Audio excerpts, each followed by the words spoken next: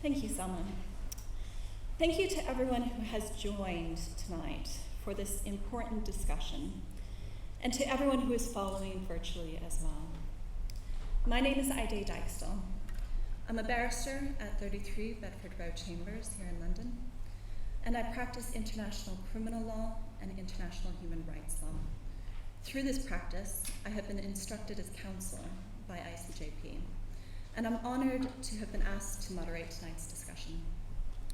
I want to start by saying a word about ICJP as it's approaching its first anniversary of its founding next week.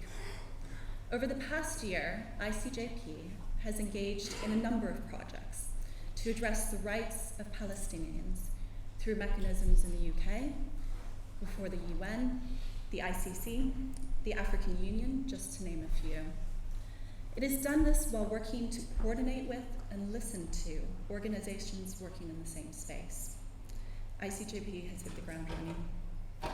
To this, I note the extraordinary dedication of its directors, Tayeb Ali and Crispin Blunt MP, and Chief Operating Officer Selma Dabach, as well as ICJP's hardworking staff.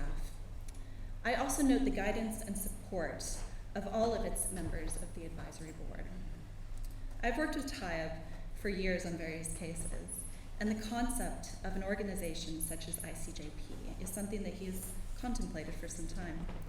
ICJP has been something that he's taken a lead on in developing it with great care and strong leadership to bring lawyers, academics, and politicians together to address the rights of Palestinians.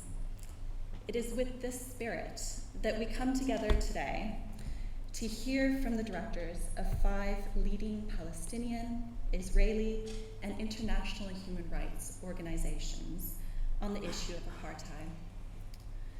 We have seen these organizations, Amnesty International, Human Rights Watch, Al-Haq, B'Tselem, and Democracy in the Arab World Now, as well as others, such as the UN Special Rapporteur on the situation of human rights in the Palestinian territories. We've seen them recognize the situation of apartheid in relation to Israel and the occupied Palestinian territories, including making conclusions that the crimes against humanity of apartheid and persecution are being committed. The importance of this development cannot be overstated, as it starkly crystallizes the realities of the situation under which Palestinians live and their struggle for equal protection of the most basic and fundamental human rights. It also makes clear that using the word apartheid by these organizations is not done as merely a descriptor or an adjective of rhetoric, but because there is a legal definition for apartheid, including an international crime, meaning that this word is used after careful considerations of the facts as applied to the law. Today's discussion has several aims: to address the legal criteria and the findings of each of these organizations, and importantly, the legal obligation on states as a result of these conclusions.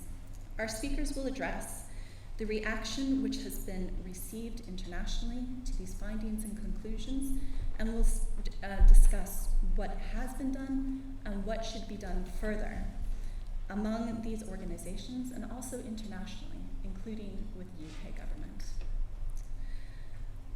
As for what can be done, there are 4 points commonly agreed, and this includes to recognize the situation of apartheid, to support accountability, to end complicity, and to protect human rights defenders who are experiencing reprisal for their work.